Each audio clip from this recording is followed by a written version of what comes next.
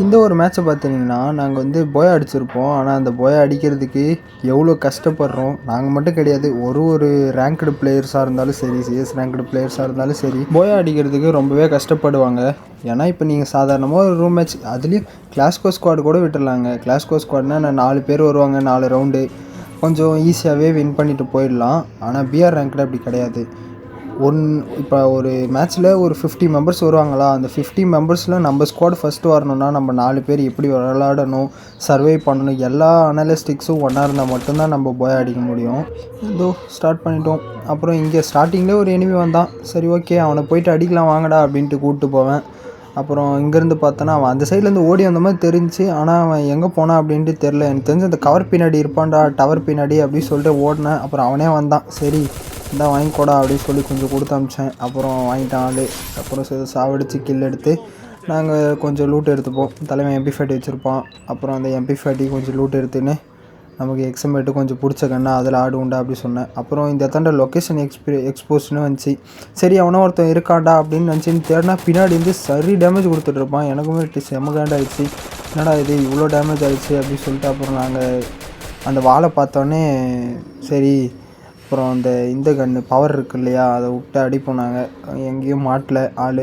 அப்புறம் ஓடிட்டுருப்பான் போல் அவன். அதுவரை எப்படா அதுக்குள்ளே இவ்வளோ தூரம் ஒன்றுன்னா யோசிச்சுட்ருப்போம். அப்புறம் அங்கேருந்து பார்த்தா தலைவன் ஃப்ரெண்டாக வராரு. ஏன்டா நீ ஃப்ரெண்ட் ஆகலாம், ஓகே, ஃப்ரெண்ட் ஆகிறது எப்போ ஆகணுன்றது ஒரு வரமுறை இல்லை. அங்கே போய்ட்டு உட்காந்து ஃப்ரெண்ட் ஆனால் அதுவும் எவ்வளோ டேமேஜ். ஃப்ரெண்ட் ஆகிறது சாதாரணமாக ஃப்ரெண்ட் ஆகணும். இவன் உட்காந்து எல்லா டேமேஜும் கொடுத்ததுக்கப்புறம் ஃப்ரெண்ட் ஆகிட்டான் என்ன பிரயோஜனம் சொல்லுங்கள். அதனால் ஃப்ரெண்ட்ஷிப்புக்கே இடம் கிடையாதா சொல்லிட்டு அவனை முடிச்சு விட்டாச்சு.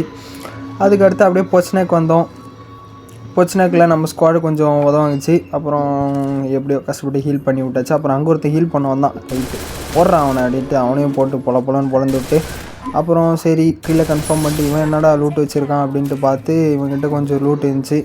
அப்புறம் லூட் அடித்தா. அப்புறம் அங்கே ஒரு ஃபயர் சவுண்ட் கேட்டுச்சு. எங்கடா போனான் அப்படின்னு தேடினேன் அவனை. அவன் என் கண்ணில் மாட்டவே இல்லை.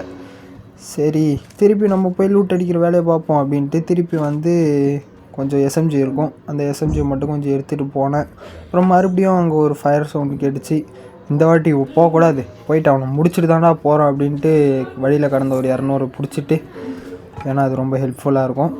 அப்புறம் சரி போவாடா அப்படின்ட்டு போனேன். ஒரு நப்பாசையில் வால் கூட போடாமல் போனால் தலைவன் ஏடப்பில் வச்சுருவான். நறுக்குன்னு ஒன்று போட்டு நம்மளை முடிச்சுடுவான். சரி ஓகே, அப்புறம் நம்ம டீம்மேட் ஹீல் பண்ணி விடுவார். அப்புறம் கடைசி எங்கடா இறங்குறதுன்னு பார்த்தா கட்டுட்டுவா. நாங்கள் செலமாக அப்படி தான் கூப்பிடுவோம், தப்புனா மன்னிச்சுக்கோங்க கைஸ். கட்டுட்டோம். அப்புறம் இங்கே இறங்கிட்டோம். இறங்கினா மேலே அவ்வளோ பேர் இருக்காங்க. எங்கடா அடி ஒன்றுமே பண்ண முடியாதாடா, வாளுமே கிடையாது. சரி ஓகே, பார்த்தா 2 P90 ரைட்டு. அப்புறம் நமக்கு அந்த சமனா ட்ராப் தான் கொஞ்சம் ஹெல்ப் பண்ணோம். இந்த மோஸ்ட்டாக பேர் என்ன பண்ணுறீங்கன்னா சீக்கிரமாகவே யூஸ் பண்ணுறீங்க, ஆனால் அதை கடைசியாக யூஸ் பண்ணுறதோடைய பலன் என்ன அப்படின்றது இந்த வீடியோவில் நீங்கள் பார்த்துக்க தெரிஞ்சுக்கலாம். அப்புறம் அந்த சமனா ட்ராப் வந்து ஊந்துடும். அப்புறம் எங்கே மேலே நம்மளை அடிச்சிட போகிறாங்களோ லைட்டாக கவர் எடுத்து உக்காந்து அப்புறம் SVD இருக்கும், அதை எடுத்துக்கிட்டேன். அப்புறம் அப்படியே நாங்கள் பார்த்தா மேலே எவனையும் தெரில, ஒருத்தன் மட்டும் தெரிஞ்சான் ஓடினது. சரி அவனை போட்டு அடிப்போண்டா, மாட்டினாண்டா சிக்கனா அப்படி சொல்லிட்டு போட்டு பொலன்னு பொழந்து அப்புறம் கீழே கன்ஃபார்ம் பண்ணி விட்டாச்சு.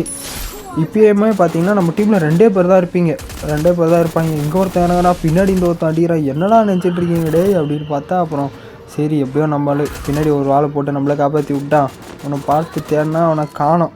அப்புறம் இன்னொருத்த பின்னாடி இந்த அடிக்க ஆரம்பிச்சிடும். நம்ம டீம்மேட் வந்து நல்லா ஒரு பேக்கப் கொடுப்பாரு. அப்புறம் சரி அவனை ஒருத்தன் தான் இருப்பான், வாளுமே கிடையாது போடுறதுக்கு. ரைட்டு மெடி மட்டும் நம்ம போடுவோம். உட்காந்தா ஒருத்தன் வந்தான். ரைட்டு அவனை போட்டு பொலன்னு பொழந்து நம்ம டீம்மேட் கொஞ்சம் அசிஸ்டன்ஸ் கொடுத்துருப்பான். அப்புறம் ஒரு வால் போட உட்காந்தான் போல், மண்டேடியோ கொடுத்து உட்கார வச்சாச்சு அவனை. அப்புறம் நமக்கு ஒரு கொஞ்சம் மெடிக்கிட் கம்மியாக இருந்துச்சு, மேலே வேறு ஒரு ஸ்குவாட் இருந்துச்சு. சரி ஓகே நம்ம மெடி போட்டு போனால் அப்புறம் கம்பெனி ஏறாதரான்னு சொன்னேன். அவன் மாட்டுக்கு ஏறுறான் ஆள். தலைவன் கில்லுக்கு எப்படி அலைஞ்சிட்டு ஓடுறான் பாருங்கள் உட்காந்து. டேய் நில்றா இங்கேறா, கொஞ்சம் பொறுமையாக ஆடலான்டான்னு எவ்வளோ படித்து சொன்னேன். அவன் அதெல்லாம் எதுவுமே கேட்காம நான் மேலே ஏறுறேன்டா அப்படின்ட்டு ஏற ஆரம்பிக்கிறான். அப்புறம் பார்த்தா தலைவன் எப்பயும் போல் ஏறி ஆரம்பித்தோடனே டவுன் ஆகிடுவான். இப்போ தான் நினைக்கிறேன் மண்டேடியாக ஒன்று கொடுத்து உட்கார வச்சுருவானுங்க. சரி நம்ம கொஞ்சம் பொறுமையாக ஆடுவோம் அப்படி சொல்லிட்டு, ஏன்னா இப்போ நம்ம தான் இன்னும் வந்து அலைவு பார்த்திங்கன்னா 4 பேர் தான், இன்னும் 3 பேர் தான் இருக்கானுங்க. அப்போ தான் பார்த்தேன். அப்போ அவனுங்க 3 பேரும் ஒரே டீமாக இருக்கக்கூடாதான்னு மட்டும் வேண்டினேன். அதே மாதிரி அவங்க 3 பேர் ஒரே டீம் கிடையாது. மேலே ஒரு டூவோ இருப்பாங்க, கீழே சைடில் என்ன மாதிரி ஒரு சோலோ பீஸ் இருந்தான்.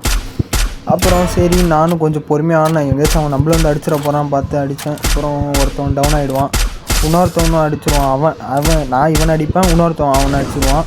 சரி ஓகே பார்த்தா இட்லிஸ்ட்டு இட்லிஸ்ட்டுன்ற பாருங்கள், அந்த ஐரிஸ் கேரக்டர் போட்டு அடிப்பேன். ஒன்றும் ஒரு புல்லட் கூட கைஸ் மேலே போடல. சரி அப்புறம் பார்த்தா அவன் ஒருத்தன் சரி இவன் என்னோட டவுனு நானே அடிச்சிருந்தா கில்லை அப்படி சொல்லிட்டேன். அந்த பையன் டவுனை நம்ம கில்லு கன்ஃபார்ம் பண்ணுருவோம். அப்புறம் இவன் வந்து வர மாதிரி தெரில. சரி எப்போடா வருவேன் நானும் வெயிட் பண்ணேன். அப்புறம் வந்து அவன் டமுல்னு ஒன்று போட்டு முடிச்சு விட்டாச்சு. இப்போ இன்னும் ஒருத்தன் தான், அவன் ஒருத்தவன் அடிக்கிறது தான் கைசி. இப்போ இவனும் 2 பேரை கூட நாங்கள் சால்ட்டாக முடிச்ச மாதிரி தெரிஞ்சிருக்கோம். ஒருத்தன் அடிக்கிறதுக்கு கஷ்டப்பட்டுருப்போம் பாருங்க. கையெல்லாம் வேறு ஒரு மாதிரி ஆயிடுச்சு. நம்ம டீம்மேட்லாம் வேறு நம்மளை நம்பியிருக்காங்களா, டேய் மச்சான் அடிச்சிடுறா, போயா மேட்சரா முடிச்சிடலாம் பாடுறா அப்படி இப்படின்னு இருந்தாங்க. நம்ம அதெல்லாம் ஐயோ கம்முனு இருங்கடா டேய், நான் முடிஞ்ச அளவுக்கு அடிக்க ட்ரை பண்ணுறேன் அப்படின்னு சொல்லிட்டு பார்த்தா தலைவன் MP40 என்ன கன்று வச்சுருப்பான் அப்படின்னு ட்ரை பண்ணுறதுக்காக சரி கொஞ்சம் ஓப்பனில் ஓடுவோம் அப்படின்னு நினச்சி லைட்டாக வெளில தலை காமிப்பேன். அப்போ தான் இப்போ இல்லை ட்ராப்பில் கவர் வச்சுட்டான்.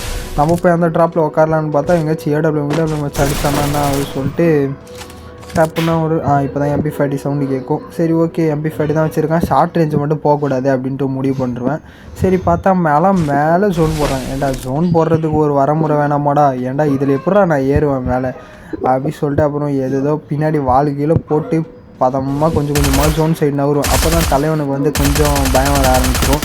இப்போ இதெல்லாம் ஐரிஸ்லாம் வேறு போட்டு அடிப்போன்னா அப்புறம் திருப்பி ட்ராப்பிக்கிட்டே அவன் போயிடுவான். இந்த மாதிரி இப்போ நம்மளுடைய டீம் எனிமியை வந்து நம்ம பிஸியாக வச்சுருக்கணும். அது மட்டும் இல்லாமல் கொஞ்சம் பயம்னு சொல்ல முடியாது, அவனை திங்க் பண்ண விடக்கூடாது.